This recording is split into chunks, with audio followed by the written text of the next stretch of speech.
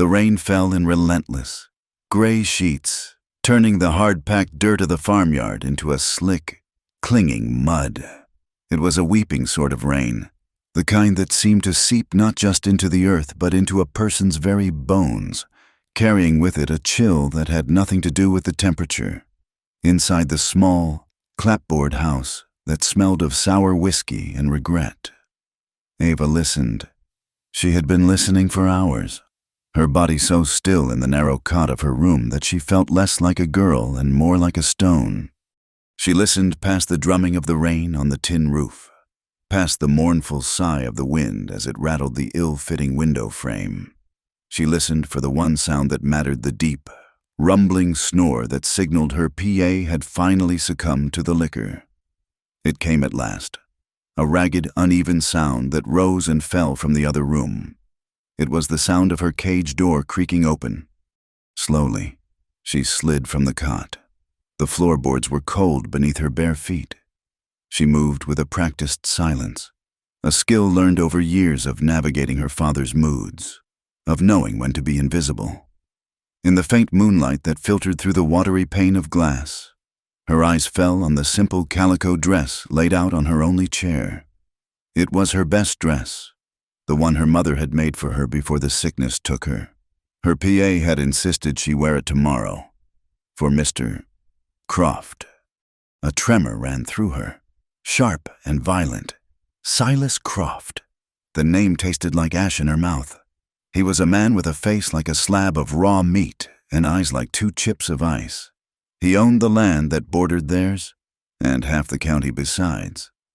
He was also older than her PA, with yellowed teeth from a lifetime of chewing tobacco and a laugh that sounded like rocks grinding together.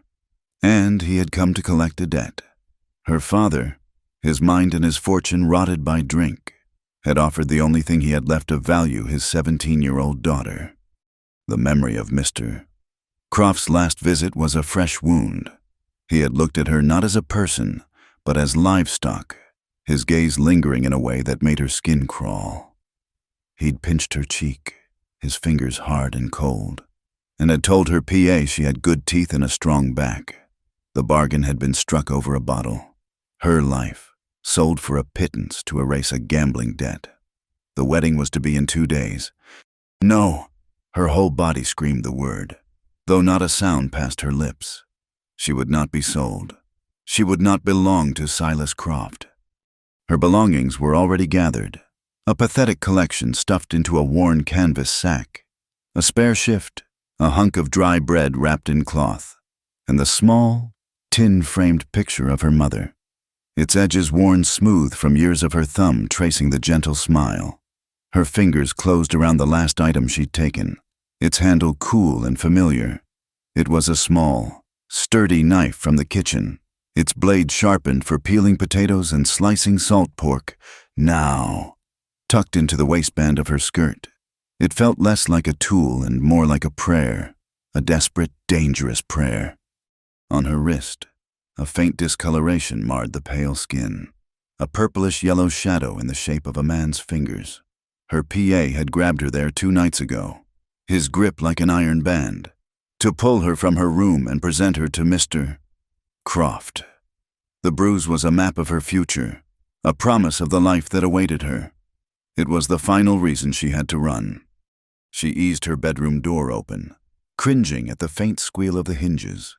The snoring from the other room continued, unbroken. She tiptoed through the main room, averting her eyes from the slumped figure in the chair, the empty bottle still clutched in his limp hand. The air was thick with his failure. She felt a brief, sharp pang of something that might have been pity, but it was quickly swallowed by the overwhelming tide of her own fear. The front door was the greatest challenge. Its old wood swelled in the damp, and its latch was loud. She lifted the iron bar with painstaking slowness, her breath held tight in her chest. It came free with a soft click that sounded like a gunshot in the silent house. She slipped outside, pulling the heavy door closed behind her without letting it latch. She didn't look back. Looking back was a luxury she couldn't afford. The cold rain hit her instantly. plastering her thin dress to her body and sending shivers racking through her. The mud sucked at her worn leather shoes with each step. A greedy, grasping sound. She ran, not towards the main road, but across the fallow fields, towards the low rumble she could hear in the distance. The freight road. It was a long shot, a wild hope, but it was the only one she had. She stumbled through the darkness, her lungs burning, her heart a wild drum against her ribs. The canvas sack bumped against her hip, a constant reminder of how little she had, and how much she was leaving behind. She wasn't leaving a home. A home was a place of safety, of warmth. She was leaving a prison. After what felt like an eternity, the dark shapes of the trees thinned, and she saw it. The freight road was little more than a wide, muddy track, carved into the land by the passage of countless heavy wheels. And there, moving slowly, its lanterns casting swaying, ghostly circles of light, was a wagon. A big one. A freighter, pulled by a team of 6 tired mules. Its canvas cover was dark with rain, and a man sat hunched on the driver's seat, his form a shapeless lump under an oilskin slicker. Panic and hope warred within her. This was it, her one chance. She circled around, keeping to the shadows of the trees, her eyes fixed on the back of the wagon. It was moving at a crawl, the mules straining against the mud. She waited for a moment when the driver was occupied, urging his team through a particularly bad patch of mire. Then she ran. Her feet slid in the mud, her breath coming in ragged gasps. She reached the back of the wagon, her fingers fumbling for a handhold on the wet canvas. The heavy wheels churned, spattering her with cold, gritty mud. With a final, desperate surge of strength, she found a rope, hauled herself up, and scrambled over the tailgate, tumbling into the dark, cavernous space within. She landed on something soft and lumpy, sacks of flour. Perhaps, for a moment, she lay there, panting, the smell of damp canvas, grain, and mule filling her senses. The wagon rumbled on, each turn of the wheels carrying her farther away from the farm, farther away from her father, farther away from Silas Croft. She was free, and she was terrified. The journey was a blur of misery and fear. The wagon's interior was pitch black and cold. She huddled between the flour sacks, pulling her thin dress tighter around herself. But the damp cold was relentless. She was a stowaway, a thief of passage. And every time the wagon slowed or the driver shouted at his mules, her heart leaped into her throat. She expected to be discovered at any moment, to be thrown out into the mud, to be dragged back to the life she had just escaped. She ate her bread in tiny, rationed bites, the dry crumbs scratching her throat. She didn't dare touch the water cask she could hear sloshing nearby. The hours bled into one another, marked only by the changing light that filtered through tiny rips in the canvas. Day became a dim grayness, night an absolute black. She slept in fits and starts, haunted by dreams of Mr. Croft's icy eyes and her father's whiskey-soaked breath. She had no idea where she was going, only that she was going away. The world outside the wagon was a mystery, a rolling panorama of sounds and smells. Sometimes she heard the call of a bird she didn't recognize, or the distant lowing of cattle. The air changed, losing the familiar scent of damp soil and pine for something dustier, drier. She was moving west, deeper into the frontier. Late on the second day, the wagon jolted to a halt. The driver's voice, rough and tired, cut through the air, followed by the jingle of harnesses being unfastened. Ava froze, her body rigid with fear. This was it. They had reached a town, a settlement. She could hear the faint sounds of life outside a blacksmith's hammer, a dog barking, the murmur of voices. She had to get out before the canvas was untied, before she was found. Peeking through a small tear, she saw a collection of rough-hewn wooden buildings huddled along a wide, muddy street. A sign hanging from a post read, "Dove's Bluff." The name meant nothing to her. It was a place without a past, and for her, without a future. It was simply a place. With her heart pounding, she crept to the back of the wagon. The driver was busy with his mules at the front, his back to her. This was her chance. She clutched her sack, took a deep breath, and swung her legs over the tailgate. She landed softly in the mud, her ankles turning on the uneven ground. She stumbled, catching herself against the wagon wheel. And then, without a backward glance, she scurried away, melting into the shadows between two buildings. She leaned against the rough planks of a wall, her whole body trembling. The air in Dove's Bluff was sharp and smelled of wood smoke and manure. Men in dusty hats and worn boots walked the boardwalks, their gazes hard and assessing. It was a place built by hard people for a hard life. And she was here, alone, with a kitchen knife, a picture of her dead mother, and a bruise on her wrist that was finally beginning to fade. She was adrift in a vast, uncaring wilderness, with no destination and no one to turn to. The fear she had felt back at the farm was a small, contained thing compared to the vast, terrifying emptiness that now opened up before her. She was free, but her freedom felt just like being lost. The daylight began to bleed from the sky, the bruised purple and pale orange of the sunset offering little warmth against the encroaching chill. For hours, Ava had been a ghost in Dove's Bluff, flitting from the meager shelter of one wooden overhang to the next, making herself as small and unnoticeable as possible. The town was a raw, new thing, smelling of sawdust and whiskey and the sweat of men who worked too hard and drank too much. Every passing rider, every gruff voice that spilled from the saloon's swinging doors, sent a fresh jolt of fear through her veins. She was a leaf torn from its branch, and this was a hard, unforgiving wind. Her meager store of bread was gone, and a gnawing hunger had settled deep in her belly. The rain had stopped, but the dampness clung to her, a second skin of cold that made her shiver uncontrollably. She knew she couldn't stay on the street. Night in a town like this was not for a girl alone.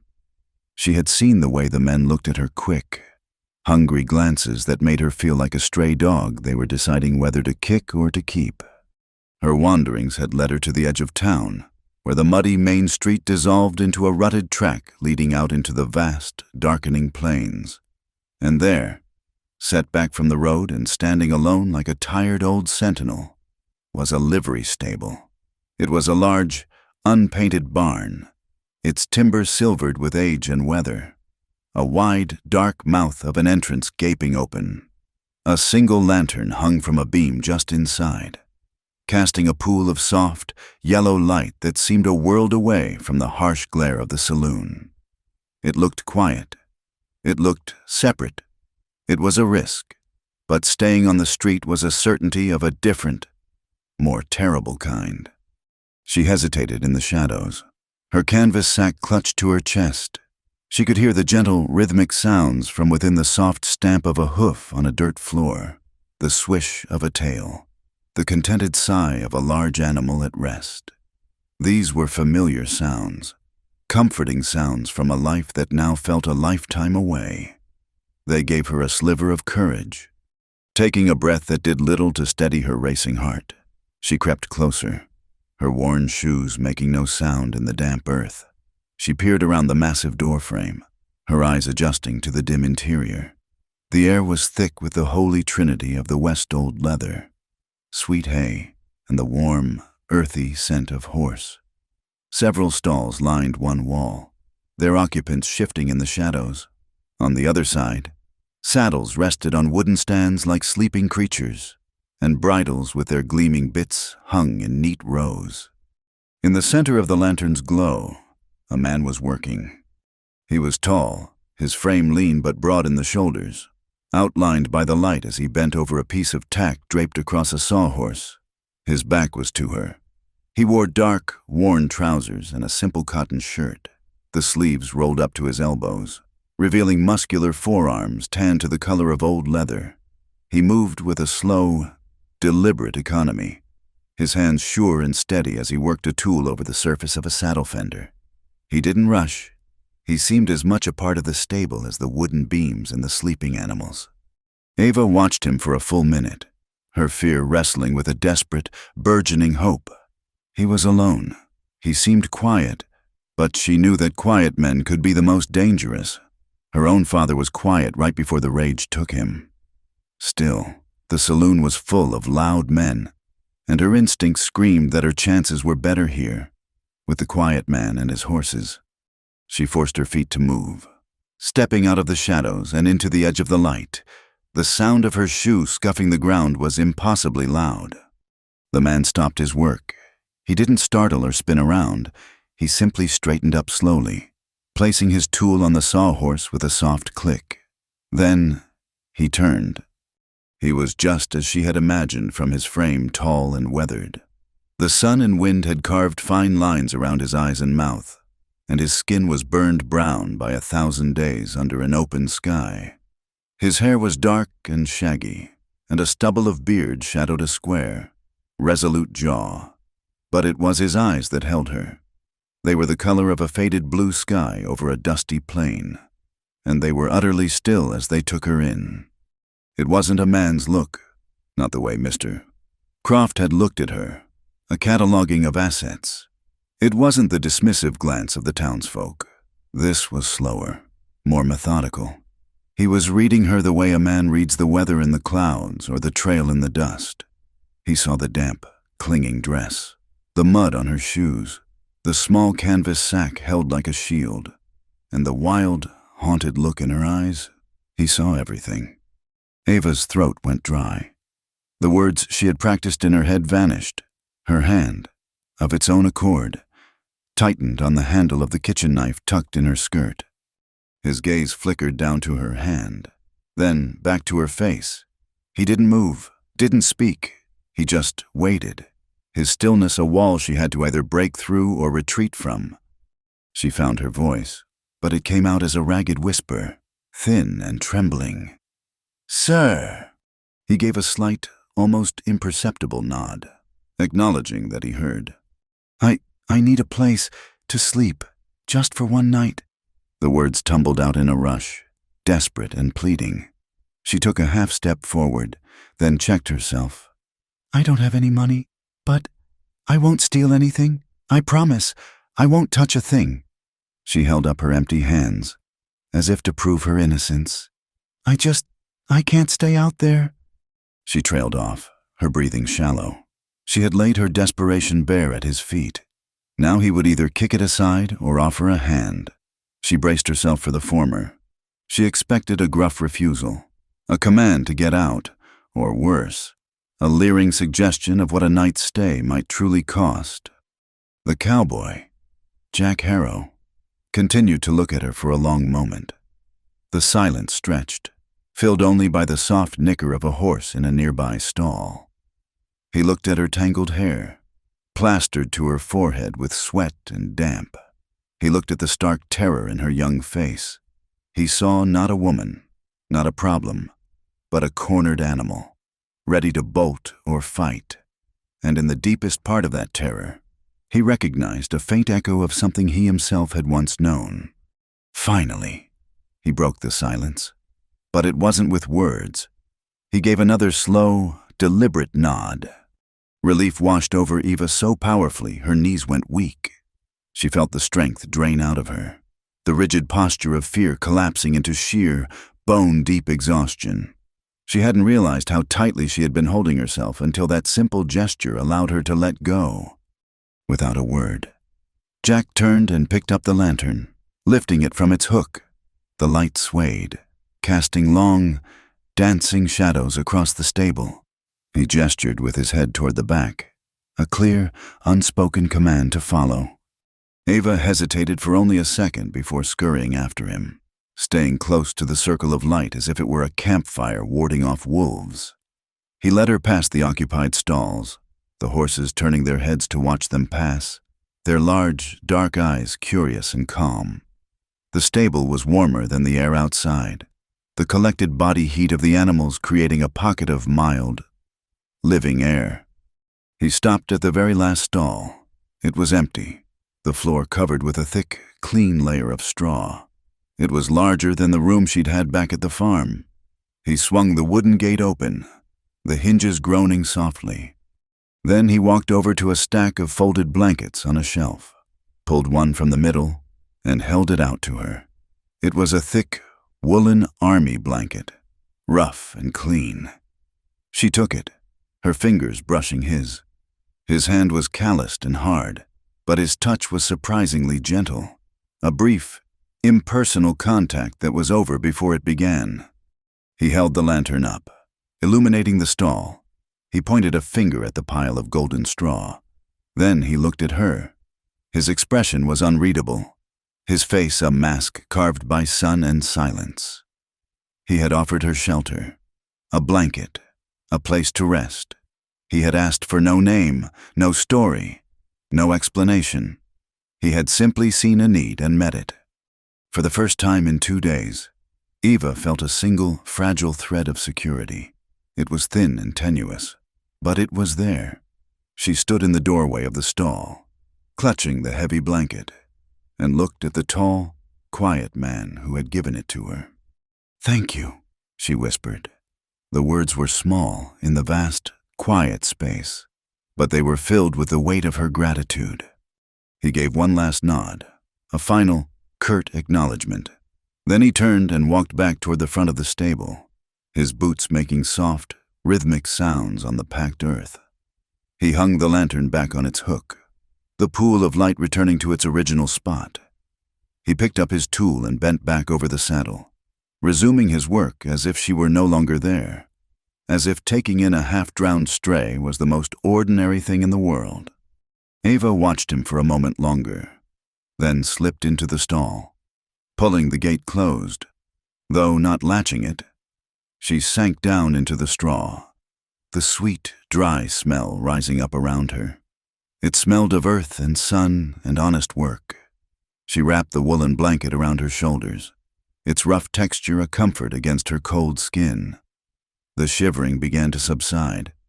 From here, in the shadows, she could see him, a solitary figure working under the lantern's glow. He was a stranger. She didn't know his name or a single thing about him, but for one night, in a world that had suddenly become terrifying and cruel, he was the keeper of her safety, curled in the hay, hidden from the world. Eva finally closed her eyes, listening to the sound of the horse's breathing and the quiet, steady scrape of the silent cowboy's tool on leather, and for the first time since she had run, she felt she might actually be able to sleep. Sleep did not come easily. It was a shallow, fitful thing, a skittish animal that fled at the slightest sound. Eva drifted in and out of a tense awareness, her body curled into a tight ball in the straw. The rough wool of the blanket a small comfort against the pervasive dampness. Every creak of the old barn's timbers, every sigh of the wind as it slipped through the cracks, was a potential threat. But beneath the fear, there was a profound exhaustion that kept pulling her under.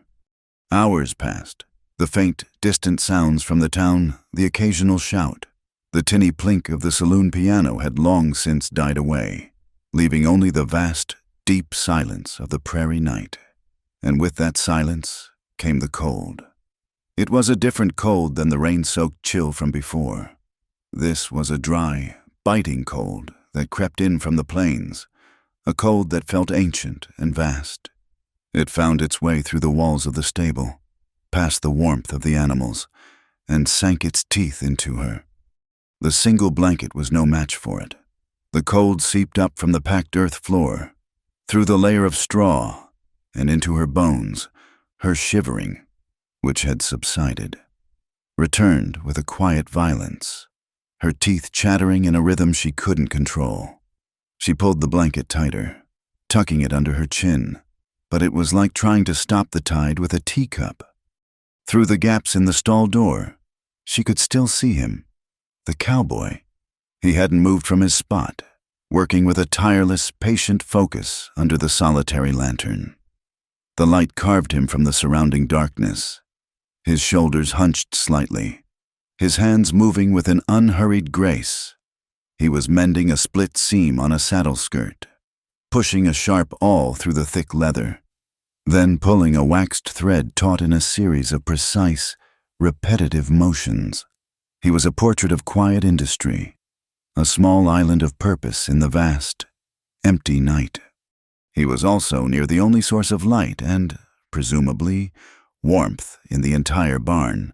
The lantern, an old tin and glass affair, would be throwing off a small circle of heat.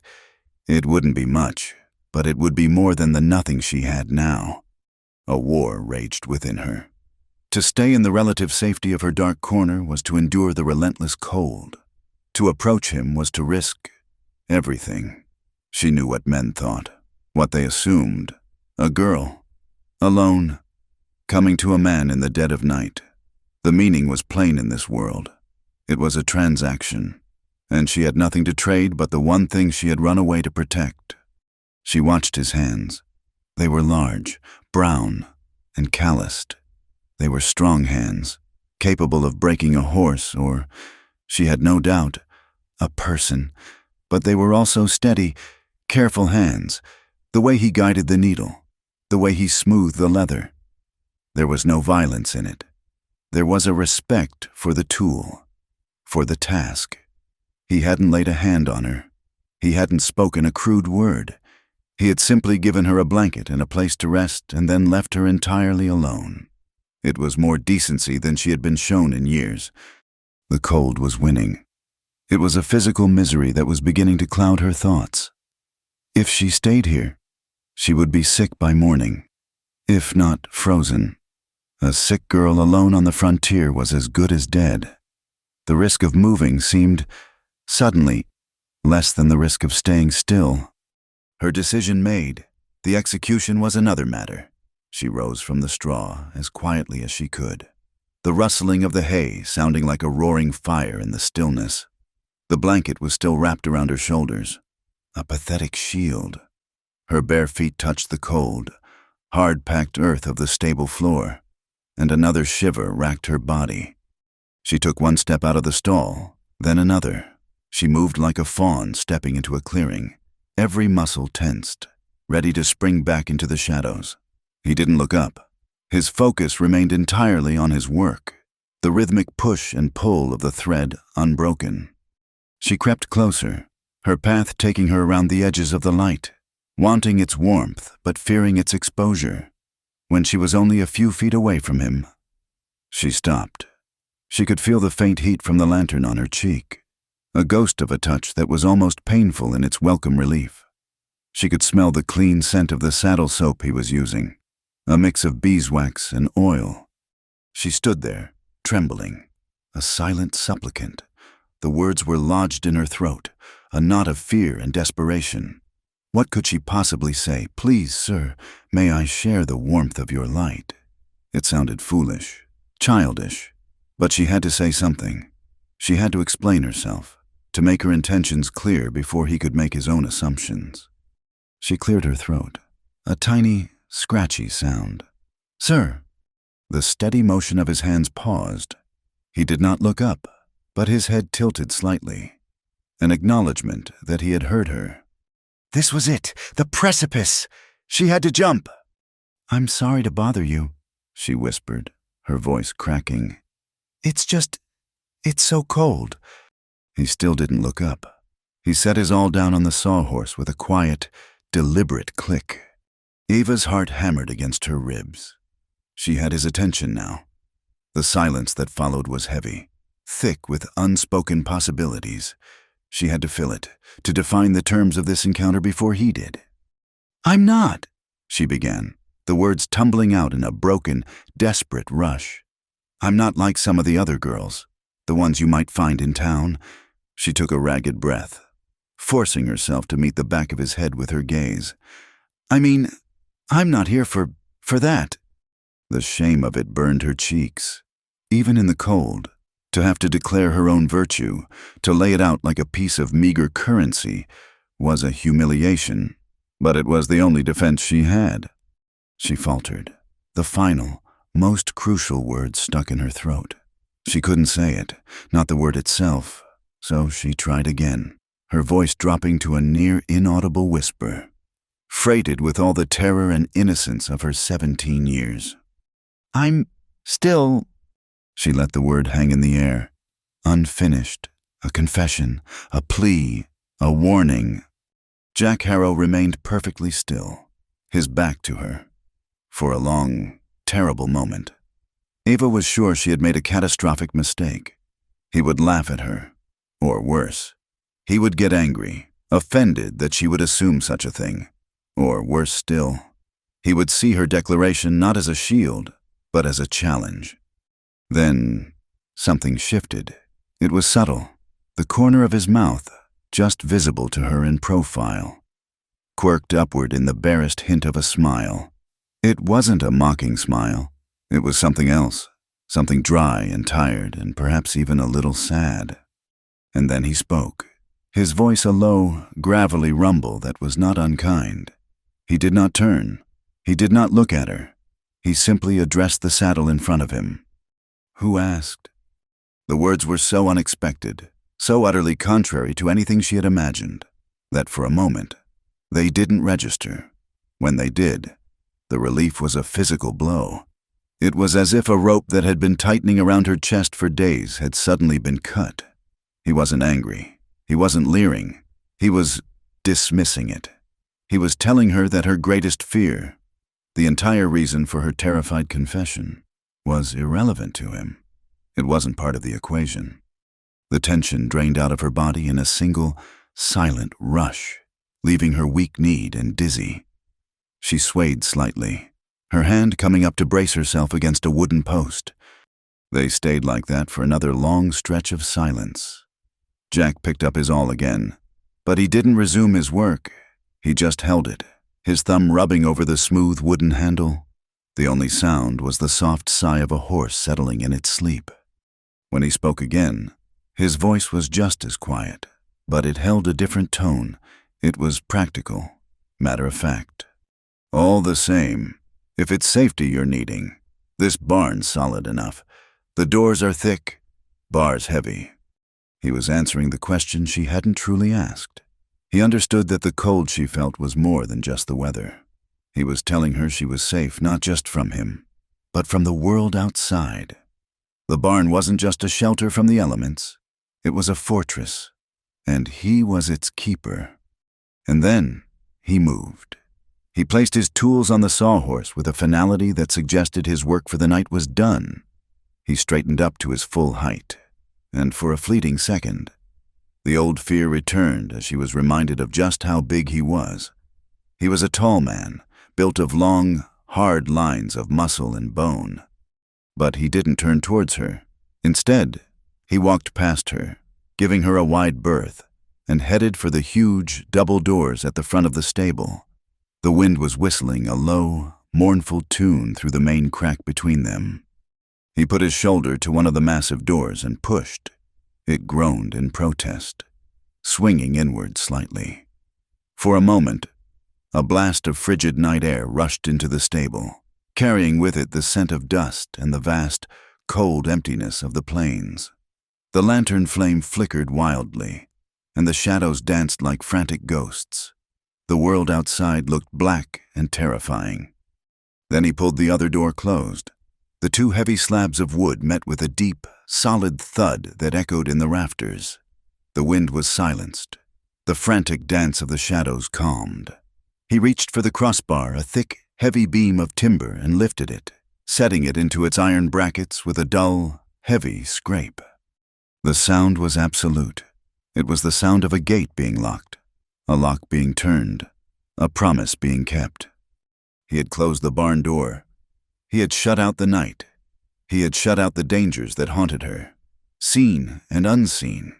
He had done it not with a slam, but with a quiet, gentle finality. He stood there for a second with his back to the door, a dark silhouette against the wood.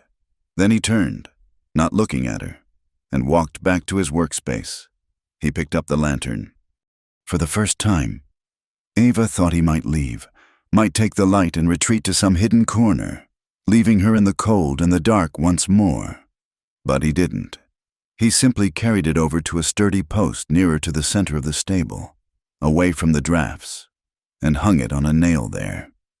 The circle of light and warmth had moved, and it now encompassed a larger area, an area that was midway between his workbench and her stall. It was a silent invitation. He didn't say a word. He didn't have to. He walked back to a shadowy corner she hadn't noticed before, where a simple cot and a bedroll were tucked away. He had given her the lantern. He had given her the safety of the sealed barn. And now, he was giving her the space to feel it. Ava watched him go. Then, slowly, hesitantly, she shuffled forward. She stepped into the new circle of light, the warmth from the lantern a blessed relief on her face and hands. She sank to the floor, pulling her blanket around her, and leaned her back against the sturdy wooden post. The shivering began to ease, replaced by a deep, thawing peace. The world was locked outside. In here, there was only the quiet breathing of the horses, the smell of hay and leather, and the gentle, golden light of a single lantern, guarded by a silent man who had asked for nothing. The first light of dawn was a shy, gray thing, filtering through the cracks in the barn walls in thin, dusty stripes. Ava woke not with a start, but with a slow, unfolding awareness. For the first time in what felt like a lifetime. She hadn't been jolted from sleep by a nightmare or the sound of her father's stumbling return. She had slept deeply, dreamlessly, cocooned in the hay and the profound silence of the sealed barn. The air was cold, but it was a still, clean cold, free of the biting wind of the night before. She sat up, the rough blanket pooled around her waist, and listened. The horses were stirring in their stalls, a soft symphony of hoof stamps, snorts, and the rustle of hay. The world was waking up, and for once, she didn't feel the immediate, gut-wrenching urge to run and hide. She was hidden already. Her eyes found him across the expanse of the stable. Jack Harrow was already awake and at work. He was by the wide front doors, the heavy crossbar now resting on the floor, letting in the cool morning air. He was currying a big roan gelding, his movement steady and rhythmic, the brush making a soft, scraping sound against the horse's winter coat. He moved as he did everything with a quiet, deliberate focus that seemed to shut out the rest of the world. He hadn't so much as glanced in her direction. A wave of awkwardness washed over her. The night's arrangement had been born of desperation. Now, in the clear, unforgiving light of day, she was a stranger, a beggar who had taken shelter in his home. The blanket he had given her felt impossibly heavy with charity. She couldn't just stay here, a useless mouth to feed, a shadow in the corner.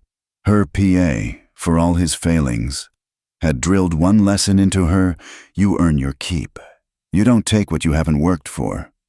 Quietly, she folded the wool blanket into a neat square and placed it at the edge of the empty stall. She smoothed down her wrinkled dress, a futile gesture, and looked around the stable. It was a place of work, and there was always work to be done. She found a pitchfork leaning against a wall. The handle was smooth and worn. Shaped by years of use, it felt familiar in her hands. Starting with the stall farthest from where he was working, she began to muck it out. The work was hard and mindless, the rhythm of it a comfort. Fork, lift, turn, dump.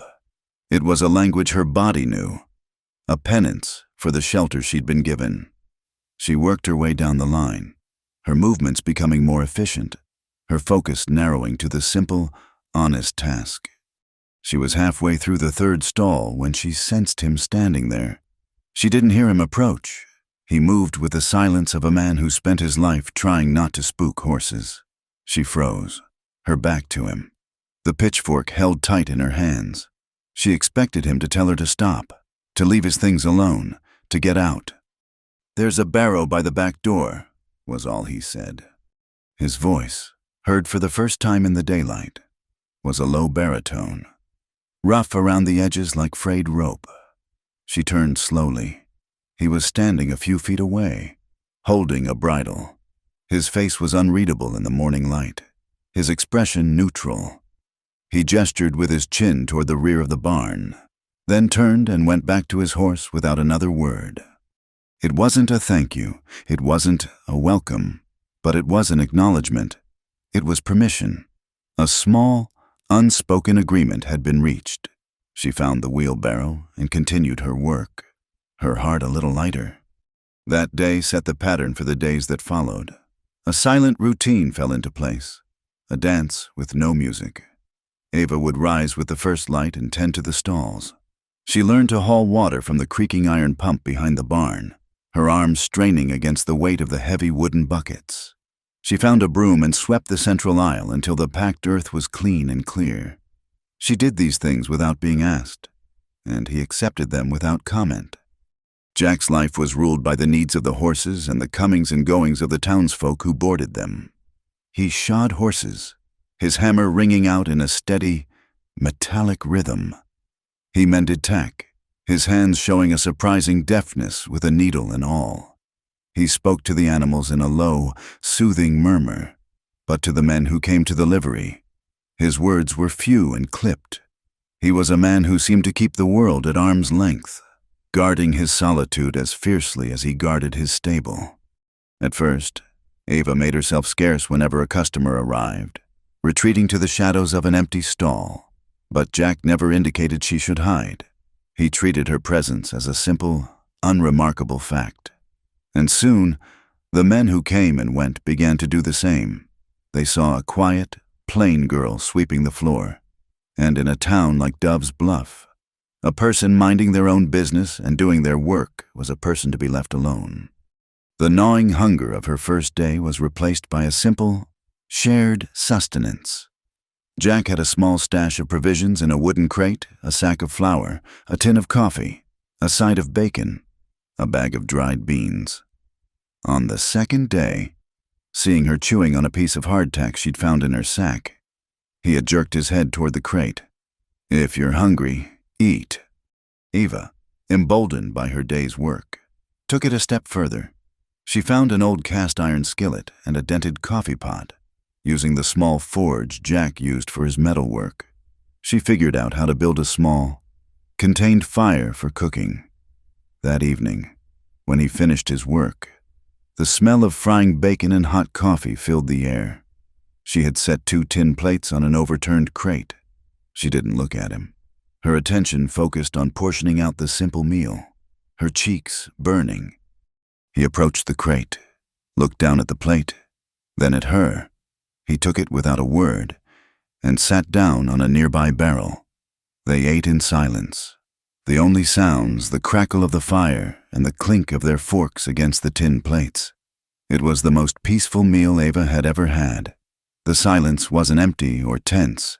It was a shared space, a comfortable quiet that acknowledged their mutual presence without demanding anything more. It was during these quiet moments that Eva began to truly watch him.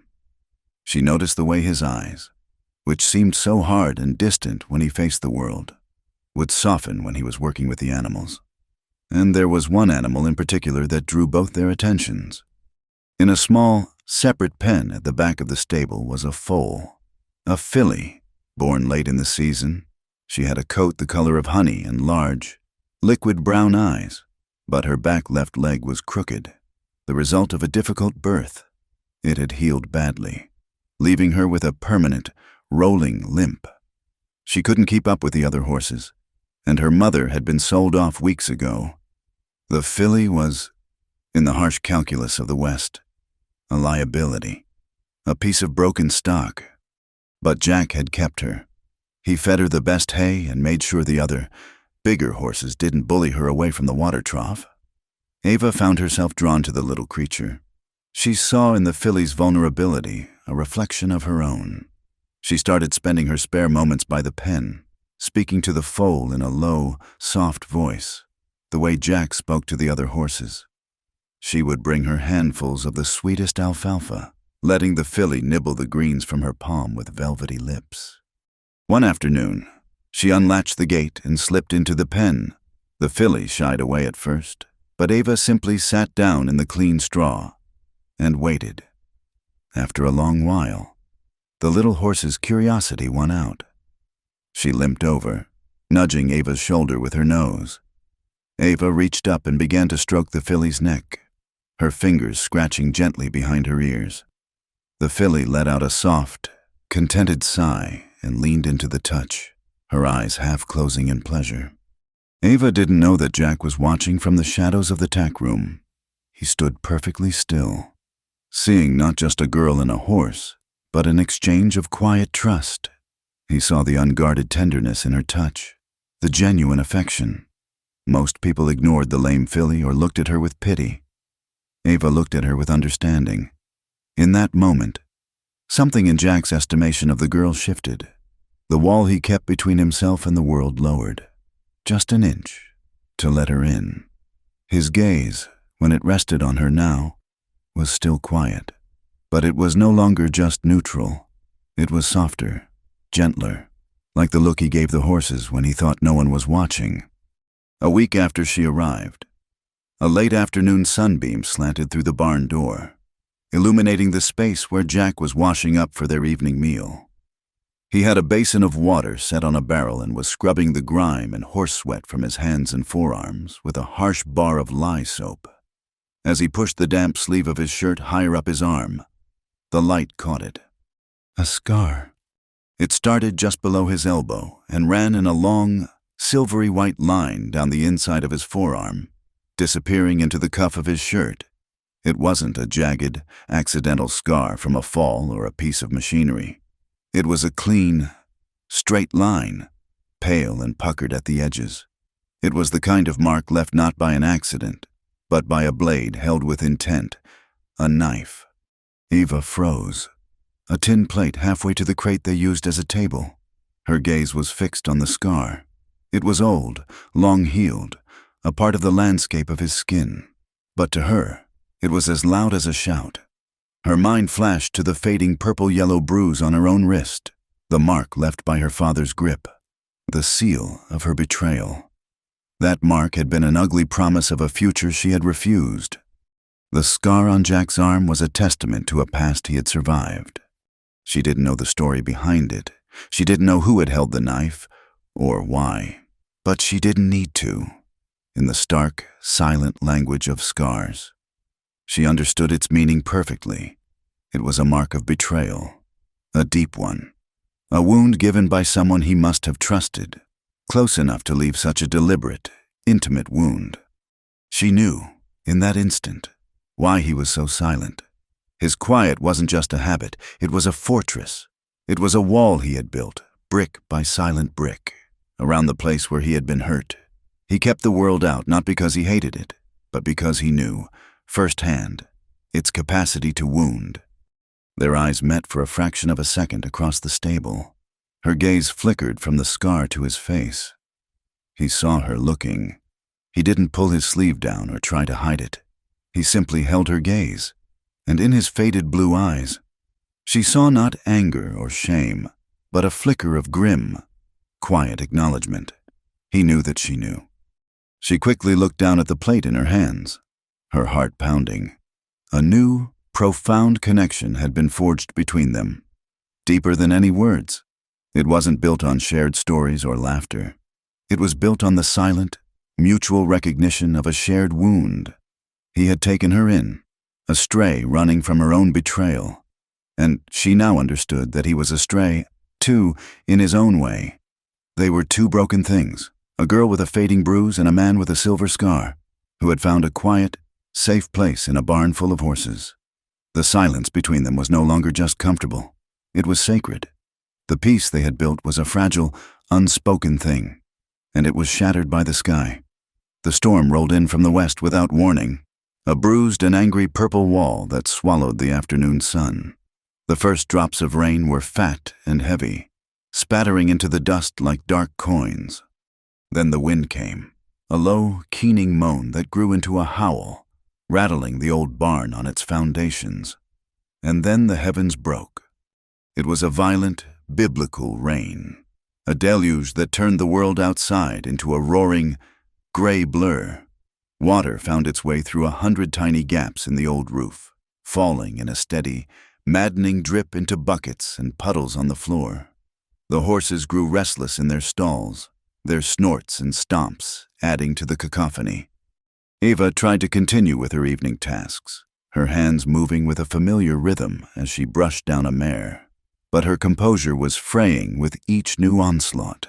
She had run away in a storm just like this one. The sound of the wind tearing at the eaves was the sound of her own ragged breathing as she'd fled across the fields. The relentless drumming of the rain on the roof was the pounding of her heart in her ears. Then came the thunder. It wasn't the distant, rumbling thunder of a summer shower. This was a concussive blast, a cannon shot that seemed to crack the very air apart. It came with a blinding flash of white light that bleached the barn's interior for a split second, followed by a roar so profound it shook the floor beneath her feet. Ava cried out, a small, sharp sound that was swallowed by the storm. The grooming brush fell from her numb fingers. Another flash, another deafening crack that sounded like a giant tree being ripped in two just outside the walls. Her father's rages had sounded like that. The slamming doors, the overturned furniture, the bellow of his voice when the whiskey had taken hold, the sound of a world breaking. Her carefully constructed calm crumbled into dust. The past week, the quiet routine, the tentative safety she had found, it was all an illusion. The world was a violent, terrifying place, and it had found her again. She backed away from the horse, her hands pressed to her ears as if to block out the noise not just of the storm, but of her own memories. She stumbled backward, her eyes wide with a terror that had nothing to do with the weather. She retreated to the only place that felt like hers, the empty stall at the end of the line, and huddled in the far corner. Pulling her knees to her chest, she sank down into the straw, making herself as small as possible, a cornered animal trying to disappear. But there was no escape. Each clap of thunder was the slam of Mr. Croft's meaty fist on the table as the deal for her was struck. Each flash of lightning was the glint in his eye as he looked her over. The howling wind was the sound of her own silent scream. The tears came, hot and unstoppable. They weren't the quiet, sad tears of a lonely girl. They were the racking, gasping sobs of pure terror, torn from a place deep inside her that she had tried so hard to keep locked away. She wept for the mother she'd lost, for the father who had sold her, for the life she was supposed to have had, and for the terrifying, unknown future that lay before her. She wrapped her arms around her head and cried, her small body shaking uncontrollably with each new peal of thunder. Jack was on his cot in the far corner, a worn book resting on his chest. But he wasn't reading. He was listening. He had watched the storm build, his face impassive, and had seen the growing tension in the girl's shoulders. He knew storms, and he knew fear. When the first real clap of thunder hit, he saw her flinch as if struck. He had remained still, not wanting to crowd her, but now, over the roar of the rain, he could hear it, a faint, desperate sound of weeping. With a sigh, he set his book aside. He swung his long legs off the cot and lit the lantern, its steady, golden glow a small defiance against the strobing flashes from outside. He moved through the barn, his steps unhurried, a calm, deliberate presence in the midst of the chaos. The horses, sensing his calm, quieted slightly in their stalls. He stopped before her stall, his tall frame filling the opening. The lantern light spilled in, pushing back the shadows, and found her, a small, trembling heap in the corner, her face buried in her arms, her shoulders shaking with the force of her sobs. He didn't speak. He simply opened the gate, the soft creak of the wood lost in the storm, and stepped inside. He came no closer, just stood there, a silent sentinel holding a lamp. His presence was a question, an offering of witness. Ava didn't notice him at first, lost in her own private storm, but the steady, unwavering light of the lantern began to penetrate her misery. It was different from the cold, violent flashes of the lightning. It was warm. It was constant. She slowly lifted her head, her face streaked with tears and dirt, her eyes red and swollen. She saw him standing there, his expression unreadable, but for a deep stillness in his eyes. The sight of him, so calm and solid, broke the last of her restraint. The story, the truth she had guarded so closely, spilled out of her, the words tumbling over each other in a desperate, broken flood. "He was going to sell me," she whispered, her voice raw. "My own PA, for a gambling debt." Jack remained silent, his gaze never leaving her face. He just listened. "To a man named Silas Croft. He's old, and the way he looks at me." She shuddered, hugging her knees tighter. "He has cold hands. He touched my face. My PA just stood there and let him—" He smiled. He poured him another drink. Another crash of thunder rattled the barn, and she flinched violently, a fresh wave of tears tracing paths through the grime on her cheeks. They set the day. He brought a bolt of cloth for a wedding dress. It was gray, like a shroud. I was to be his wife, his property, to work his house and warm his bed. He said I was strong. He said I would bear him strong sons. The words came out choked with revulsion. "I couldn't," she gasped, shaking her head frantically. "I would rather die. I waited until Pa was passed out from the drink, and I ran. I just ran. I didn't know where I was going. I just knew I couldn't stay. I climbed into a freight wagon. I hid in the dark for 2 days." She looked up at him, her eyes pleading, desperate for him to understand the true depth of her flight, the absolute core of what she was protecting. The memory of her first whispered warning to him surfaced again. But this time it was not a warning. It was the heart of the entire story. "I'm a virgin," she said, the words stark and clear despite her tears. "No one has ever touched me. Not like that. That was what he was buying. That was what my PA was selling. It was the only thing I had left that was mine, and I wouldn't let them have it. I won't." She finished, her confession hanging in the air between them, raw and bleeding. She was empty, spent, having poured out all her fear and shame at his feet. She braced herself for his reaction. Pity, perhaps, or disgust, or maybe, worst of all, a dawning realization of the trouble she had brought to his door. Jack took a slow breath, the sound of it a quiet anchor in the roaring storm. He moved then, closing the distance between them in 2 long, deliberate strides. He knelt in the straw in front of her, bringing the lantern with him and setting it on the floor. Its warm light pushed the last of the shadows from her corner. Ava flinched, instinctively drawing back, but he stopped just out of reach. He didn't say anything for a long moment. He just looked at her, his faded blue eyes holding a profound, quiet gravity. He had heard her story, and in his gaze, she saw not pity or judgment, but a deep, somber understanding. He was looking at her as if he were seeing her for the very first time. Then, slowly, he raised his hand. It was a large hand, calloused and scarred, a working man's hand. She watched it, her breath catching in her throat, her body tensing for an unwanted touch. But his hand did not go to her face or her hair. It settled, gently but firmly, on her shoulder. The touch was electric.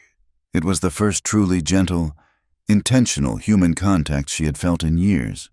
It wasn't proprietary like Croft's, or angry like her father's. It was just there, a solid, warm weight on her trembling body. It was not a touch that sought to take anything. It was a touch that offered something: strength, solace, safety. It said, "Without words, I am here. You are not alone in this storm." Her sobs quieted to a shuddering breath. She looked from his hand on her shoulder up to his face. His eyes were dark with an emotion she couldn't name, a fierce, protective stillness. When he finally spoke, his voice was a low rumble, barely audible over the rain, but it cut through the noise and went straight to the heart of her fear. "And you won't have to give that to anyone," he said, his gaze unwavering. He gave her shoulder a slight, reassuring pressure. "Unless you truly want to." The words settled over her like a warm, heavy blanket. They were simple words, but they held a universe of meaning. Unless you truly want to. In her entire life, no one had ever suggested that her wants, her choices, mattered. Her body, her future, had always been things to be decided for her, things to be bartered and sold. With that one sentence, Jack Harrow handed her back the ownership of herself. He wasn't just offering her protection from Silas Croft. He was offering her the revolutionary idea of her own sovereign will. The truth of his words sank deep into her soul, extinguishing the last embers of her terror and replacing it with a fragile, blossoming hope. A final, shuddering sob escaped her, but it was a sob of release, not of fear. She leaned into his touch, just slightly, a silent acceptance of the incredible gift he had just given her, and outside, the storm raged on. But inside the small, lantern-lit stall, the world had finally, blessedly, gone quiet. The storm broke something open between them. In its wake, a new quiet settled in the barn, different from the one before. The old silence had been one of caution, of two strangers carefully navigating the space around their respective solitudes. This new silence was softer, woven with the threads of a shared secret. It was a silence that breathed. Eva no longer felt like a ghost haunting the edges of Jack's life. When she mucked out the stalls or hauled water, it was not as a penance for her keep, but as her part in maintaining the small, safe world they now shared. A sense of belonging, fragile yet persistent, had begun to take root in the packed earth of the stable floor. She found herself humming sometimes, a tune her mother used to sing, the sound small and tentative in the vast space. Jack, for his part, remained a man of few words, but the space those words occupied had changed. He would occasionally offer a quiet observation, "Skies promising rain tomorrow," or, "That bay's favoring his left foreleg," and Eva would answer, her voice growing stronger, more confident. The impenetrable wall he had built around himself now had a gate, and it seemed he had left it slightly ajar for her. The most profound change was in his eyes. When he looked at her now, he wasn't just seeing a stray girl he had taken in. He was seeing her. He saw the way she would talk to the lame filly, her voice a gentle murmur, her hand stroking the foal's neck with a tenderness that was both heartbreaking and beautiful. He saw the determined set of her jaw as she hoisted the heavy water buckets. He saw the flicker of a smile that sometimes touched her lips when she thought he wasn't looking. He was no longer just her protector. He had become her witness. But the world is a small place when a man with money and a bruised ego wants to find you. Silas Croft was such a man. His public humiliation at being jilted by a slip of a girl, the property of a drunkard he'd all but owned, was a galling insult. It was not a matter of the heart, for he had none, but a matter of pride and possession. He had paid for the girl, and he would have what he paid for. So he sent out the word. He dispatched riders to the small, dusty towns that dotted the territory, offering a handsome price for information on a girl of 17, with plain brown hair and the haunted eyes of a spooked deer. The word eventually found its way to a man named Jedediah Stone. Jed was a weasel of a man, with a thin face, restless eyes, and a spirit as grimy as the clothes on his back. He made his living on the scraps of other people's lives, finding lost cattle, tracking runaway apprentices, and, for the right price, locating girls who didn't want to be found. He drifted into Dove's Bluff on a tired-looking mule, his gaze sweeping the town not as a visitor, but as a hunter assessing a new territory. He was nursing a lukewarm beer on the saloon porch when he saw her. Eva had stepped out from the livery stable at the edge of town, a small basket in her hand. The livery's owner, a taciturn man named Harrow, had a small patch of hardy greens growing behind the barn, and Eva had taken to tending it. For a few precious minutes, she was out in the open, the late afternoon sun catching in her hair as she knelt to pull a few leaves for their evening meal. Jed Stone went still. He had heard the description. He had a good eye for detail. The height was right, the hair was right, but it was the way she moved that snagged his attention, a quick, furtive grace. Her head constantly turning, her shoulders hunched as if expecting a blow. It was the posture of a runaway. He watched her finish her task and scurry back into the dark mouth of the barn, disappearing from sight.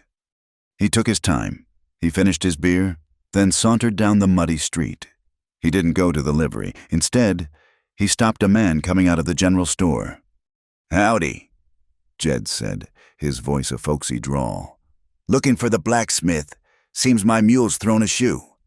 The townsman pointed toward the smithy, then added, "If he's busy, Harrow down at the livery does a fair job with iron, though he's not much for conversation."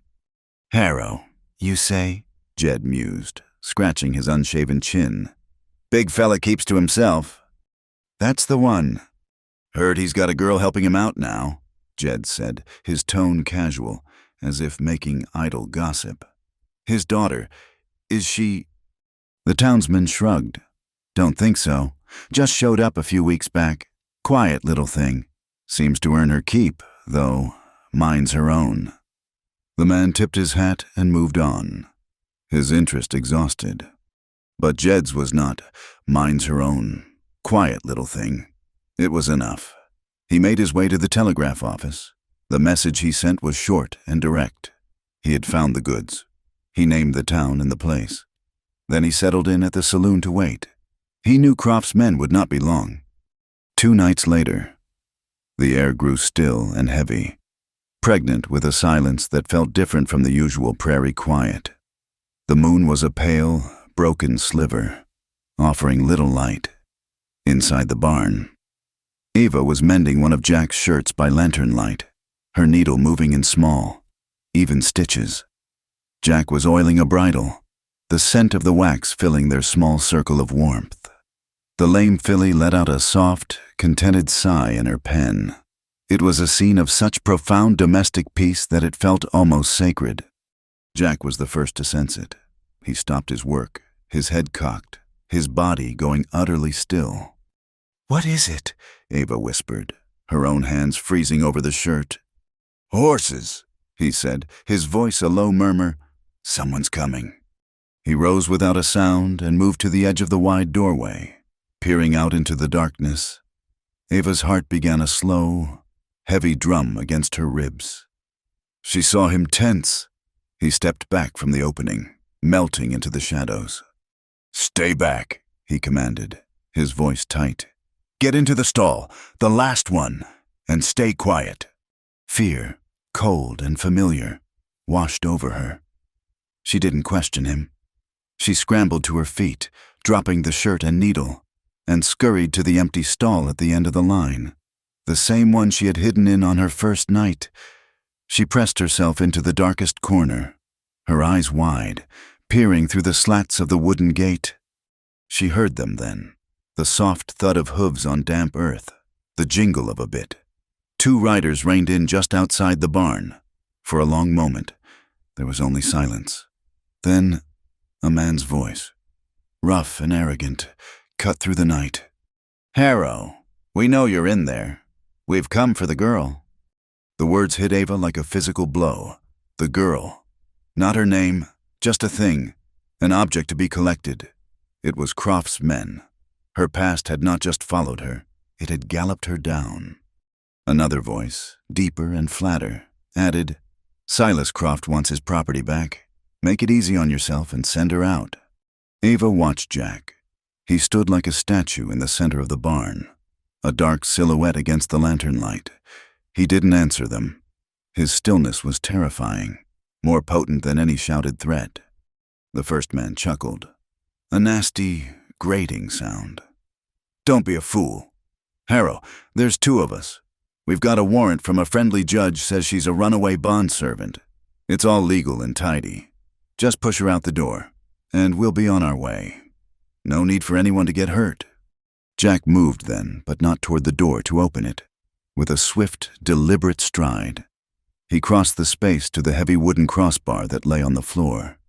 With a single, fluid motion, he lifted the massive beam and slid it into its iron brackets. The solid thump and scrape of the bar locking into place echoed through the barn. It was the sound of a choice being made, the sound of a final, unbreakable no. A string of curses erupted from outside. "Damn you, Harrow! You open this door!" A heavy fist pounded against the wood. Ava's gaze was locked on Jack. He turned his back on the now sealed door and walked calmly toward a post near his cot.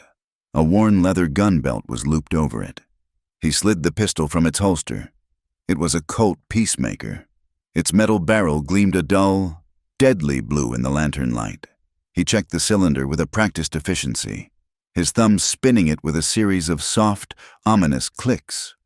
He didn't look at Eva, but he spoke to her, his voice low and steady, a calm island in her sea of terror. "Stay where you are. Don't make a sound." He moved to a position beside the main door, flattening himself against the wall where he could not be seen from any of the cracks. He held the pistol down by his side. The muzzle pointed at the floor, but his grip on it was absolute. He stood there, waiting, his body a bastion between her and the men outside. The pounding on the door stopped. The night went quiet again, but this new silence was stretched taut, thin and brittle, ready to snap. Eva held her breath, her own heartbeat a deafening roar in her ears. She looked at the man standing guard in the shadows, his face set like granite, a pistol held firm in his hand. He had mended her saddles, shared his food, and listened to her story. He had given her a blanket and a safe place to sleep. Now, he was standing ready to face down the world for her. She had come to his door a runaway looking for a single night's shelter, and he had, without a word, a promise, or a single demand, made her cause his own. The barn was no longer just a barn, it was a fortress, and the silent, solitary cowboy was its king. The silence stretched, thin and humming, like a wire pulled to its breaking point. Outside, the men had stopped shouting. Inside, the only sounds were the soft, nervous shifting of the horses and the frantic, silent beat of Eva's own heart. She was a mouse in a wall, listening as the cats circled the house. Jack remained a statue of lethal patience by the door, the Colt a dark extension of his hand.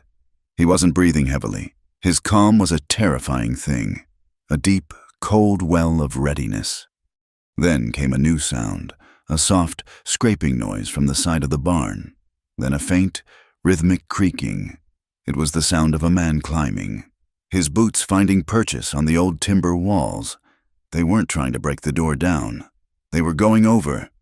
Eva's eyes darted upward to the hayloft, a square of deeper blackness high up in the rafters.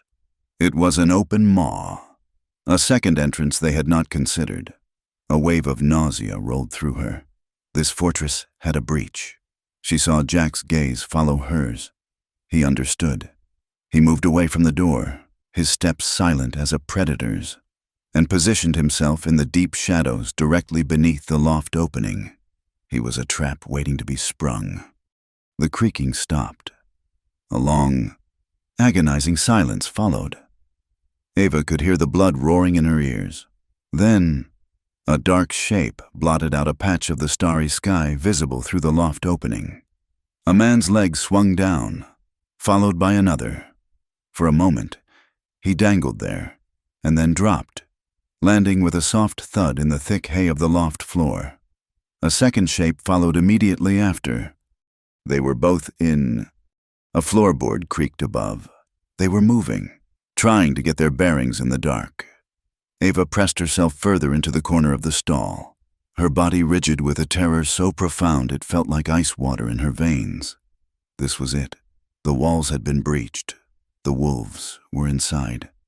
One of the men, a big, broad-shouldered silhouette, moved to the edge of the loft and peered down. He saw the single lantern casting its lonely glow, saw the empty space, and assumed the barn was clear below him. With a grunt, he swung his legs over and dropped to the main floor, landing in a crouch.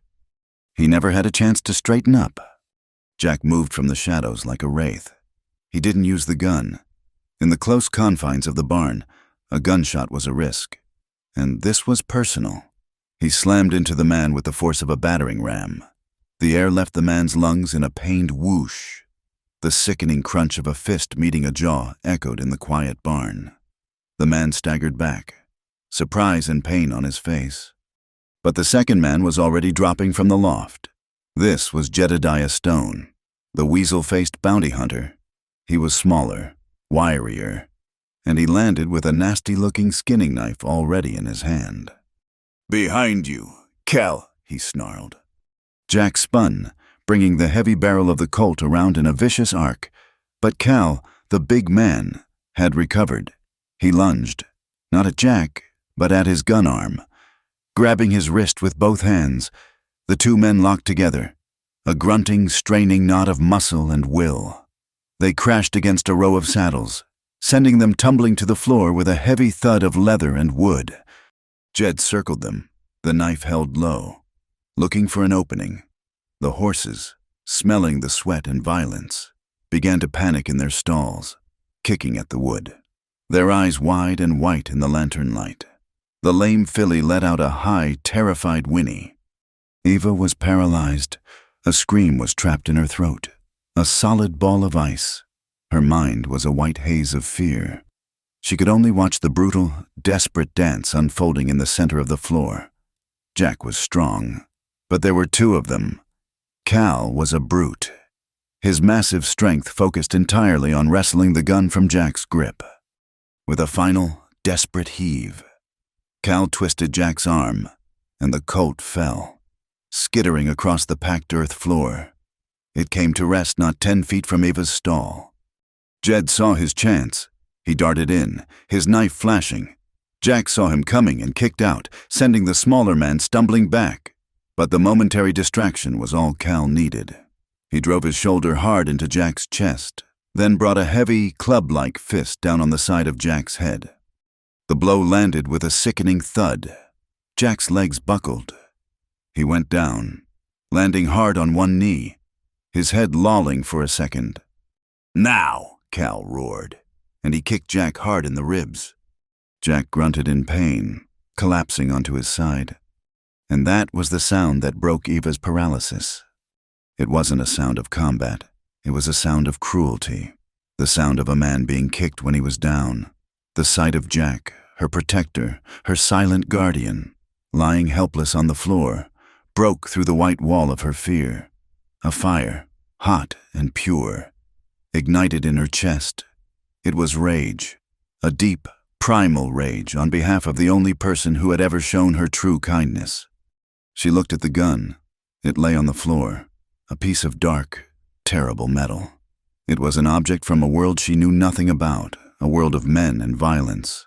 Her father had owned a shotgun, but he'd forbidden her from ever touching it. A gun was not for a woman. A gun was not for her. Cal kicked Jack again. Jack curled into a ball, trying to protect himself. Eva moved. She didn't think. Her body acted on an instinct she didn't know she possessed.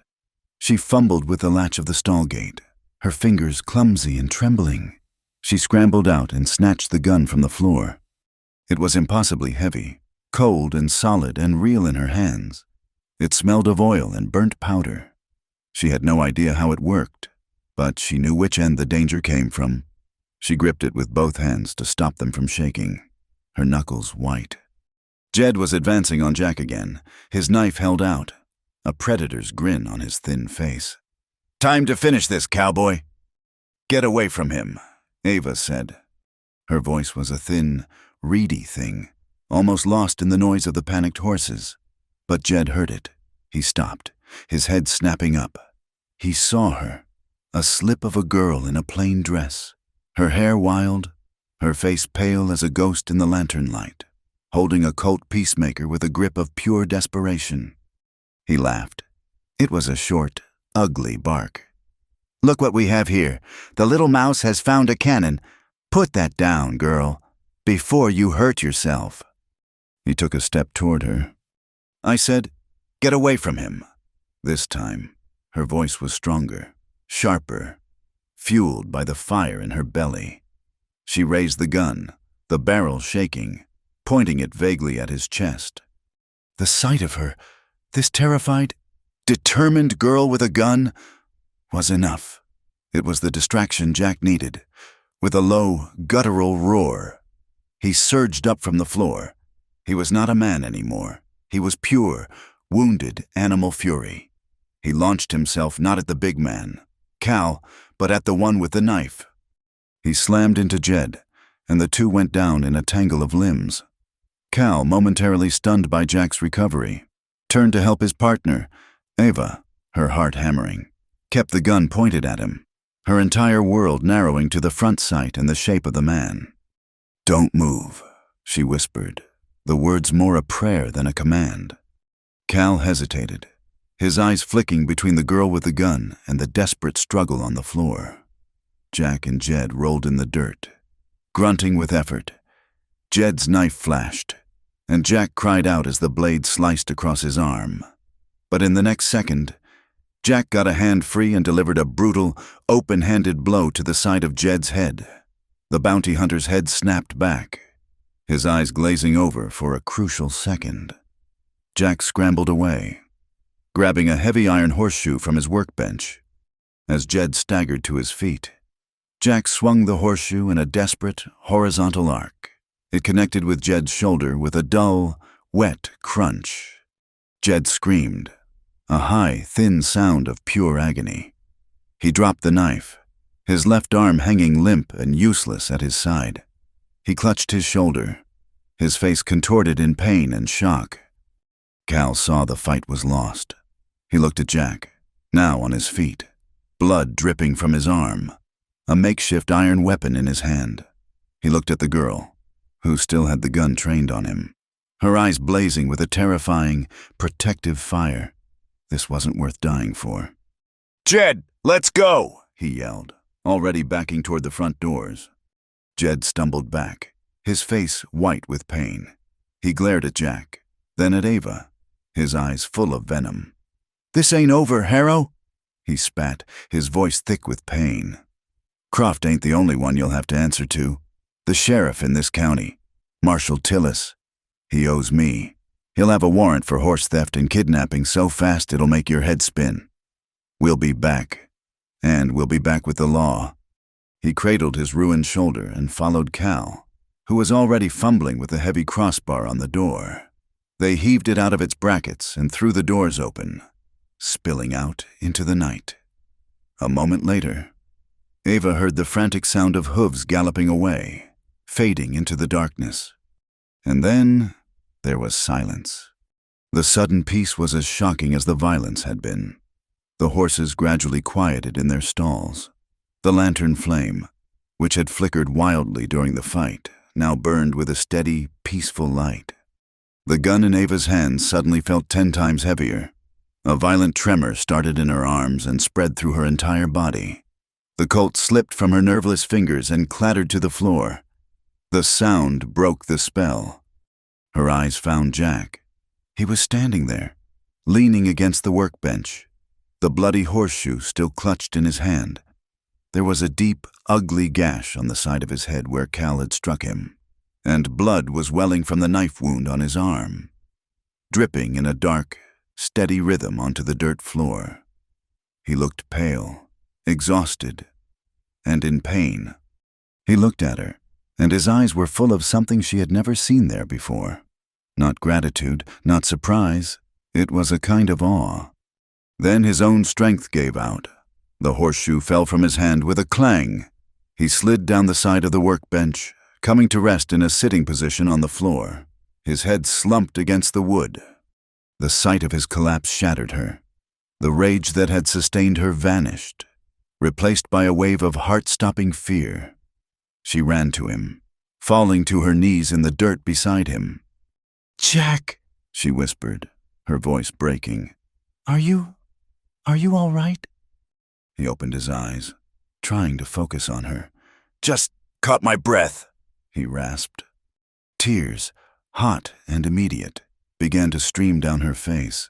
They were tears of terror, of relief, of a new and terrible emotion she couldn't name. She reached out a trembling hand and gently touched the cut on his head. He flinched, and she pulled her hand back as if burned. "We need to stop the bleeding," she said, her voice thick with unshed sobs. She ripped a long strip of cloth from the hem of her already ragged dress and pressed it gently against the wound on his arm. The fabric quickly darkened with his blood. He was alive. He was hurt, but he was alive. He had fought for her. He had been willing to die for her. And in the terrifying face of losing him, A single, clear, devastating truth had become clear to her. This barn, this quiet man, this small, safe life they had built in the silence. It was not just a shelter anymore. It was home. Her tears fell onto his hand as she tried to tie the makeshift bandage. She leaned in close, her shoulders shaking, and whispered the truest words she had ever spoken, a confession more profound than any she had made during the storm. "If you die," she sobbed, her voice a broken whisper against his skin, "I won't know my way back." The world swam back to Jack not as a wave, but as a series of sharp, distinct sensations. The rough texture of the wool blanket against his cheek, the deep, throbbing ache in his ribs with every breath, the coppery taste of blood in his mouth, and a voice, small and steady, cutting through the fog in his head. Ava's voice. And she had a patch of lavender just by the kitchen door. The voice was saying, a soft, melodic murmur. She said it was to keep the bad dreams away. Every evening, she'd pick a little sprig and put it on my pillow. He tried to open his eyes, but the lids felt like they were weighted with lead. The effort sent a spike of pain through his head from the spot where Cal's fist had connected. He let out a low groan. The soft voice stopped immediately. "Jack." He felt a cool, damp cloth being placed gently on his forehead. The simple, kind gesture was so foreign, so unexpected, that it almost brought him fully back to consciousness. He managed to crack his eyes open a slit. Ava's face was a blur above him, framed by the soft, yellow glow of the lantern. Her expression was a mixture of fear and fierce concentration. "You're awake," she breathed, a wave of relief washing through her voice. "Tried to be," he managed to rasp, his throat dry and raw. "Don't talk. Here." She was already moving, supporting his head with one hand while holding a tin cup of water to his lips with the other. He drank greedily, the cool water a balm to his parched throat. The days that followed blurred into a routine dictated by his injuries. The town doctor, a gruff, portly man named Elias Cobb, whom Eva had fetched in a panic, had confirmed Jack's own assessment. No bones were broken, but he had a mild concussion, 3 cracked ribs, and a nasty knife wound on his forearm that required stitching. The doctor had cleaned and stitched the arm, wrapped his ribs tightly, and prescribed the only medicine he truly trusted: absolute rest. For a man like Jack, a man whose entire existence was defined by physical work and self-reliance, being confined to his cot was a special kind of hell. The barn, his kingdom, became his prison. He could only lie there, listening to the familiar sounds of his life being managed by someone else. He heard the creak of the pump as Ava hauled water, the rhythmic scrape of the pitchfork as she mucked out the stalls, the soft thud of the feed bags as she portioned out the oats. She was doing it all, running his life for him, a slip of a girl against a world of hard, heavy work. She became his shadow, his keeper.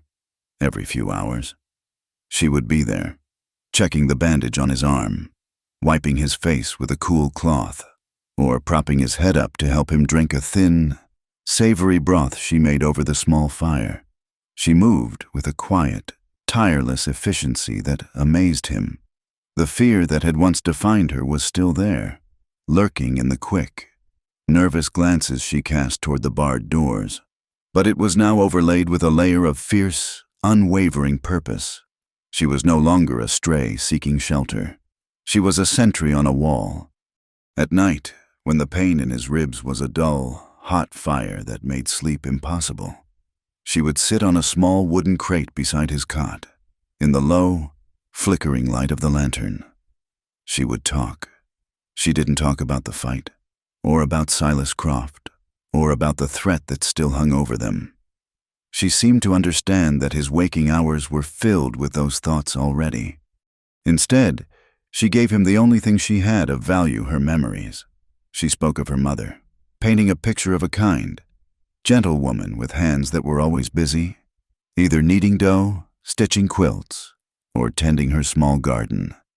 She described the feel of the sun on her face as she helped pick wild berries, the smell of apple pies cooling on the windowsill, the sound of her mother's voice as she sang old, simple folk songs. She was unwrapping her past for him, piece by precious piece, offering him the small, good things that had come before the darkness, and Jack, lying still in the shadows, would close his eyes and just listen. Her voice was a soft, steady current in the painful, stagnant river of his convalescence. It was a lullaby that soothed the sharp edges of his pain and, more often than not, allowed him to finally drift into an exhausted sleep. Eva, in turn, learned the landscape of his silence. She saw the way his jaw would tighten when a rider passed too close to the barn. She saw the flicker of frustration in his eyes when he tried to sit up and a sharp pain in his ribs forced him back down. And she learned, with an intimacy that startled her, the map of his skin. When she changed the dressing on his arm, her fingers, at first clumsy and trembling, grew steady and sure. She would carefully clean the stitched wound, her touch as light as a feather. Her gaze would inevitably fall upon the other scar, the old, silvery one that ran the length of his forearm. The new wound was a raw, angry red, a mark of his fight for her. The old one was pale and faded, a ghost of a different battle. They were two chapters of the same violent book, and her heart ached with a fierce, protective tenderness for the man who bore them. On the third afternoon, a deep exhaustion finally caught up with her.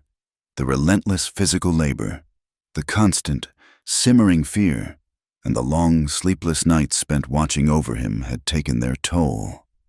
Jack had been restless, a low fever making him toss and turn. Eva had spent the better part of the day keeping a cool cloth on his forehead, her own head aching with fatigue. As the afternoon sun slanted through the high, dusty windows, his fever finally broke, his breathing evened out, and he sank into the first deep, peaceful sleep he'd had since the fight. Eva sat on the crate beside him, watching the steady rise and fall of his chest. The relief was so profound it made her feel weak. Her own eyelids felt heavy as stones. She rested her elbow on the edge of his narrow cot, her chin propped in her hand. Just for a moment, her hand lay on the rough blanket, only inches from his. She would just rest her eyes for a minute. She told herself, just 1 minute. Her head drooped, her hand slipped, her fingers brushing against his, and then she was asleep, her upper body slumped forward onto the edge of the bed, her cheek resting on her arm, her hand lying limply, palm up, next to his. Jack woke to the scent of hay and lavender from a story she had told. The world came into focus slowly, peacefully. The throbbing in his head had subsided to a dull ache. The barn was quiet, steeped in the warm, golden light of late afternoon. He turned his head, and his breath caught in his chest. She was there, asleep, her face softened and unguarded. The fierce sentry was gone, replaced by a weary, vulnerable girl. Her brown hair had fallen across her cheek, and her lips were slightly parted, her breathing a soft, even whisper. He could see the faint, dark circles of exhaustion under her eyes. She had worn herself out for him. He looked at her, truly looked at her, and a feeling he couldn't name, a powerful, protective swell of emotion, rose in his chest. It was more than gratitude. It was a deep, resonant ache that settled somewhere behind his newly mended ribs. Then he became aware of the warmth. Her hand was resting beside his on the blanket. In the intimacy of sleep, their fingers had brushed against each other. Without thinking, his own hand moved, his fingers gently closing around hers. Her hand was small in his, her skin soft despite the calluses she was beginning to form from her work. It felt right, like a piece of a puzzle he hadn't known was missing had just slotted into place. He simply lay there, holding her hand, watching her sleep, the world outside the barn, with its threats and its dangers, ceasing to exist. There was only this quiet space, this golden light, this girl. The slight pressure of his fingers was enough to stir her. Her own fingers twitched in her sleep, then curled instinctively around his. Her eyes fluttered open. They were unfocused at first. Then they found his. She blinked, slowly, taking in the scene. She saw that he was awake and lucid. She saw the afternoon light, and she felt her hand, not just touching his, but held firmly, securely within it. A blush crept up her neck, coloring her cheeks.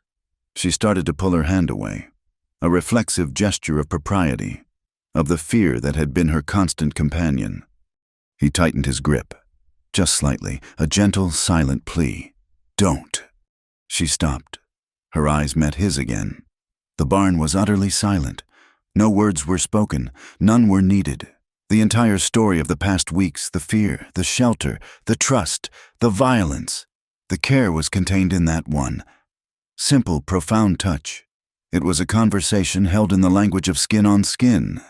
His thumb moved, just once, a slow, gentle stroke over her knuckles. A tear she didn't know she was holding welled in the corner of her eye and traced a slow path down her temple. It wasn't a tear of sadness or fear. It was a tear of arrival, of finding a port in the longest storm. She didn't pull her hand away. Instead, she let her fingers relax, her hand softening in his, a silent answer to his silent plea, and they remained like that, their hands intertwined, as the afternoon sun bled into the soft, dusty twilight of the stable. Two solitary souls who had, at long last, found their way home to each other. A week passed, then another. Jack's body healed with the slow, stubborn tenacity of a man accustomed to hardship. The stitches came out of his arm, leaving a raw, new scar that lay like a fresh brand next to the old one. The ache in his ribs subsided to a dull memory, and the strength returned to his limbs.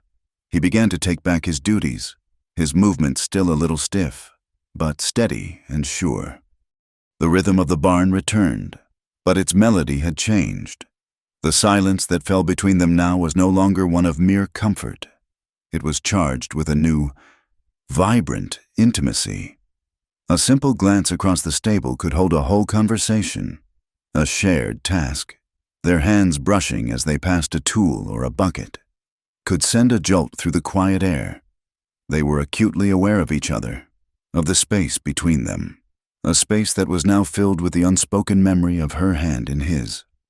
The threat from Jed Stone and the lawman he'd promised to bring still loomed, a dark cloud on the horizon.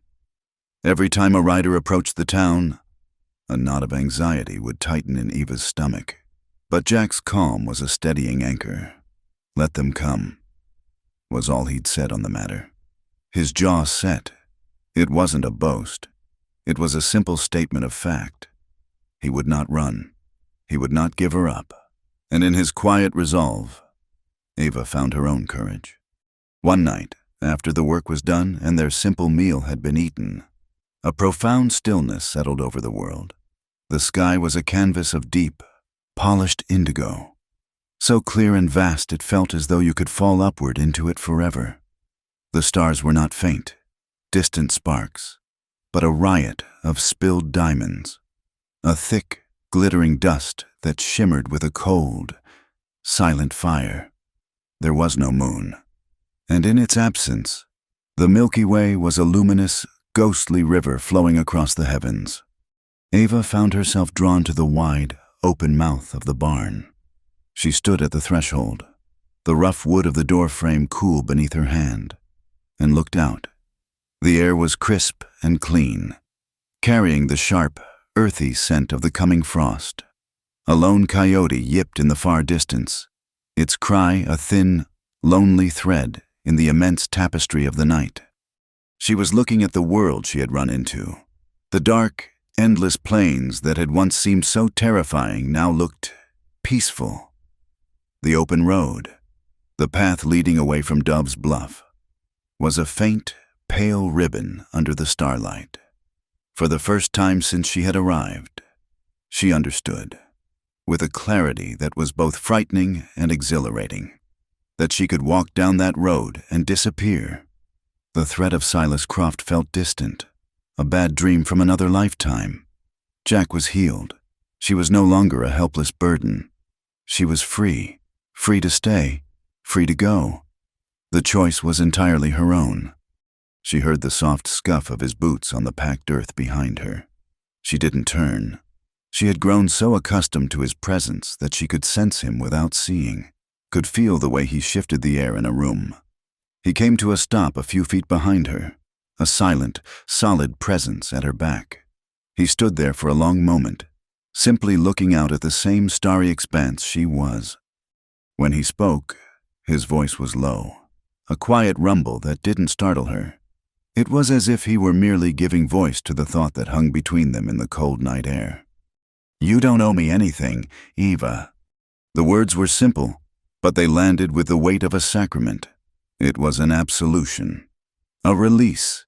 He was telling her that his protection, the roof over her head, the very blood he had shed for her, were not debts to be repaid. They were gifts, freely given.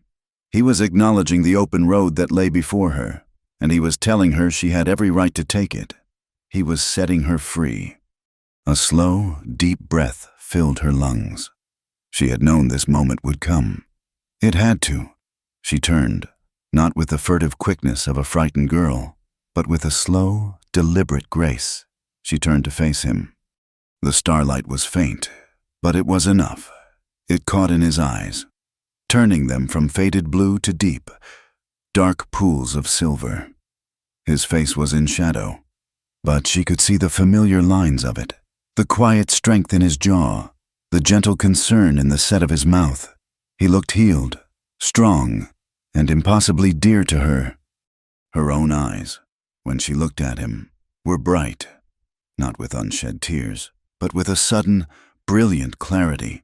All the fear, all the uncertainty, all the childish gratitude had been burned away in the fire of the last few weeks, leaving behind something clean and strong and undeniable. "I know," she said, and her voice was steady, clear as a bell in the quiet night. She took the one step that separated them, closing the distance until she was standing directly before him. He was so tall. She had to tilt her head back to see his face. He remained perfectly still, waiting, letting her lead. He had given her the choice, and now he was giving her the space to make it.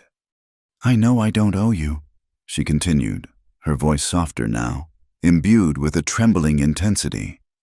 "But I want—" She paused, the word itself a discovery, a new and powerful force she was claiming for the first time. "I want to stay." She saw his throat work as he swallowed. His stillness was absolute. "With you," she finished, the last two words a whisper that was for him and him alone. And then she did something she would never have dared to do a month ago, a week ago, even a day ago. She raised her hand, not in a gesture of caretaking or nursing, but in a gesture of pure, unadorned intent. She laid her palm flat against the solid wall of his chest. She felt the rough texture of his cotton shirt, and beneath it, the living, solid warmth of him. And under her hand, she felt the steady, powerful beat of his heart. It was the rhythm of his life, the life he had risked for her. It was the truest sound in the world. He let out a breath he seemed to have been holding for a very long time. His own hand came up, not to remove hers, but to cover it, his large, calloused fingers engulfing her own. His skin was warm and rough against hers. She looked up into his shadowed face, her heart in her eyes. She had to make him understand. She had to make him see that this was not the payment of a debt. It was the offering of a gift. "I'm ready," she whispered, her voice thick with an emotion so new and overwhelming it had no name. "What I told you before, about being untouched, it's still true, but it's not a warning anymore. It's a choice." She leaned in closer, her voice dropping to an intimate murmur, her gaze locked with his. "It's not because I'm grateful. It's not because I'm scared to be alone. It's not because you fought for me or because I feel I owe you. It's because when I look at you, I feel safe, not just from the world, safe to be myself, and for the first time in my whole life." She took a shuddering breath. the truth of her own words hitting her with the force of a revelation. "For the first time, I feel like I have the right to choose." His thumb stroked the back of her hand, a slow, mesmerizing motion. The silence that followed was no longer empty. It was full to bursting with everything that had been unsaid between them for weeks. It was a silence of profound and utter understanding. He took a deep, slow breath, his chest rising and falling under her hand. It was the breath of a man who had just been given a gift so precious he was almost afraid to accept it. He looked over her head, at the vast, starry world outside the barn door, the world he had just offered her. Then he looked back down at her, his eyes dark and full of a feeling that was deeper than any ocean. He released her hand and stepped back, just a single step. For a terrifying, heart-stopping second, she thought he was refusing her, but he only turned. He reached for the edge of the massive barn door. With a slowness that was infinitely gentle, he swung the heavy door inward. The river of starlight was cut off, replaced by the warm, familiar darkness of their sanctuary. He moved to the other door and pulled it closed as well. The two heavy slabs of wood met not with a bang or a thud, but with a soft, final whisper of contact that made no sound at all. He did not bar the door this time. There was no need. The world he was sealing was not outside, but within. He turned back to her. In the soft, isolated glow of the single lantern, the entire universe was reduced to the space between them. He walked back to her, and this time, he was the one who raised his hand, his fingers gently, reverently, tracing the line of her jaw. He had not given her an answer in words. He had given it in an action more profound than any promise. He had quietly, gently, closed the door on the rest of the world, and chosen to stay inside with her. The sun rose the next morning on a world transformed. It was not the harsh, interrogating light of a frontier dawn, but a soft, golden wash that poured through the open barn doors, carrying with it the clean, crisp scent of the plains. The light didn't feel like an intrusion. It felt like a benediction. Jack woke to the sound of a gentle sizzling and a smell that pulled him from the deepest, most peaceful sleep he had known in years. It was the scent of baking biscuits, a warm, yeasty aroma that spoke of hearth and home, a scent he hadn't encountered since he was a boy. He lay still for a moment, letting the unfamiliar peace settle into his bones. The ache in his ribs was a distant echo, a reminder of a battle fought and won. He pushed himself up, swinging his legs off the cot. The barn was his, but it was not the same. It was no longer just a place of work and solitary existence. It was alive.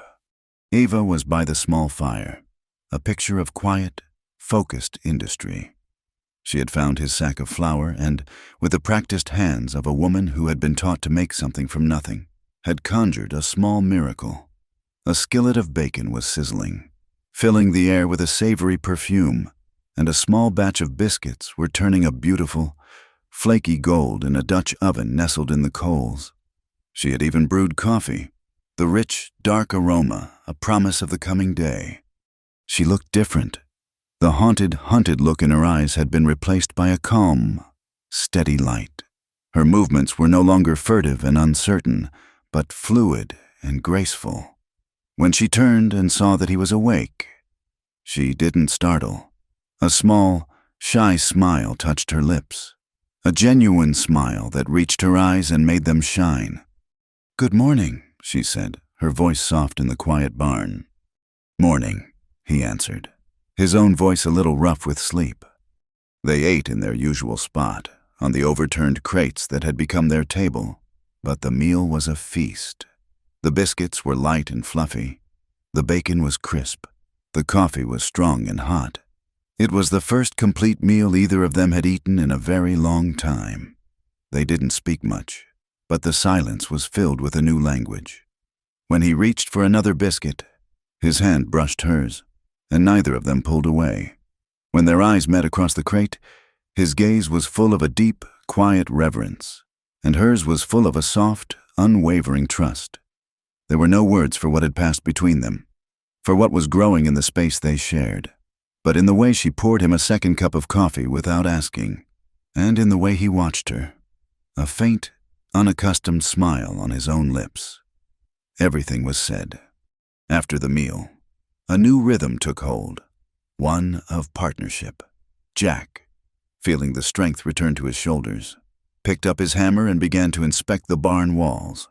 He found the boards where Jedstone had climbed, where the wood had been weakened. With a steady, purposeful hand, he pried them loose and began to fit new, stronger planks in their place. The sound of his hammer was not the lonely ring of a man at his trade. It was the sound of a man fortifying his home. Each blow was a declaration, "This place is safe. You are safe here." Eva, meanwhile, had taken out a small mending kit from her meager canvas sack, something she had treasured from her mother. It contained a few spools of thread and a needlebook. She had also saved the bolt of gray cloth that Silas Croft had brought for her wedding dress. In an act of quiet defiance and reclamation, she had washed it clean in the water from the pump, and now, with a pair of shears from Jack's toolbox, she cut a neat square from it. It would not be a shroud. It would be a tablecloth. She sat on a bale of hay in a patch of sunlight, her needle flashing. She was not a practiced embroiderer, but her mother had taught her a few simple stitches. She began to sew a chain of small, simple flowers along the border of the gray cloth. They were meant to be lavender, the flower her mother had planted to keep the bad dreams away. As she stitched, she was not just creating a pattern. She was weaving a new future. Each stitch was a repudiation of the past, a claim on the present. The cloth, once a symbol of her bondage, was becoming a testament to her freedom. They worked all day in this comfortable parallel silence, each aware of the other's presence. He would pause in his hammering to watch the way the sunlight caught in her hair as she bent over her work. She would look up from her sewing to see the sure, steady strength in his arms as he lifted a new plank into place. They were two separate people, engaged in two separate tasks, but they were building the same thing, a life. The world outside the barn seemed to hold its breath. The threat from Jedstone and the corrupt marshal he had promised felt like a distant rumble of thunder from a storm that had already passed. A few townsfolk came and went, collecting their horses or dropping off tack for mending. They were polite, their words clipped. They would address themselves to Jack, but their eyes would slide toward Eva, not with the leering curiosity of before, but with a new, wary respect. The story of the fight, as stories do in small towns, had likely spread, growing with each telling. Jack Harrow was not a man to be trifled with, and the quiet girl in his barn was, in the unspoken code of the West, under his protection. They were an island, and the town, for its own reasons, had decided to give them a wide berth. Late that afternoon, as the sun began its long, slow descent, casting long shadows across the plains, Jack finished his work. The new planks were secure, the walls solid and strong. He ran his hand over the smooth, fresh wood, a quiet satisfaction on his face. He turned and saw Eva. She had finished her tablecloth. She had spread it over the two crates, and its simple, embroidered border transformed the rough, makeshift table into something beautiful, something intentional. She had placed 2 tin plates and 2 cups upon it. She was waiting for him. But she was not at the table. She was standing by the newly repaired wall, holding a piece of scrap wood left over from his work. In her other hand, she held the small kitchen knife she had carried with her on the night she fled, the knife that had been her only companion, her symbol of fear and desperate self-preservation. Jack watched, unmoving, as she knelt on the floor. With a slow, careful concentration, she placed the tip of the knife against the wood. She began to carve. The blade, which she had kept so sharp, moved surely in her hands. She was not carving with anger or fear, but with a quiet, deliberate reverence. Letter by letter, a word took shape, then another, and a third. When she was finished, she stood up, brushing the wood shavings from her dress. She held the small plank of wood up for him to see. The letters were not perfect, but they were clear and deep and true. Our home. She walked to the wide front entrance of the barn, the place where she had stood the night before and claimed her right to choose. There was a single, empty nail hammered into the heavy door frame. She reached up on her tiptoes and hung the small, hand-carved sign upon it. It was a small thing, a piece of scrap wood with 3 simple words, but it was a declaration. It was a flag planted on new claimed territory. It was a foundation stone for a life that was just beginning. Jack walked to her, his long strides eating up the distance between them. He came to stand beside her, not touching her, just looking at the sign. He read the words, and a slow, genuine smile spread across his face. A smile that reached his eyes and crinkled the sun-weathered corners. It was the first time she had ever seen him truly smile. He didn't speak a word of love. He didn't need to. In the quiet set of his shoulders as he stood beside her, in the warmth of his presence that pushed back the evening chill, in the shared gaze upon the words she had carved, he was making a vow. And in the proud, steady light in her eyes as she looked at her handiwork, she was making one in return. The wind, a constant presence on the plains, picked up, swirling the red dust around their feet. It whispered through the eaves of the barn, carrying a message that needed no words, no sign, no declaration. The girl who had come to this place lost and running from a life of fear now had a place to stay. And she knew, with a certainty that was as deep and vast as the starry sky above them, that her home was not a place built of timber and nails, shielded by a strong man's arms. It was a quiet, safe space she had found, and was now building, within his heart. Thank you so much for listening to our story. Let us know in the comments where you're tuning in from.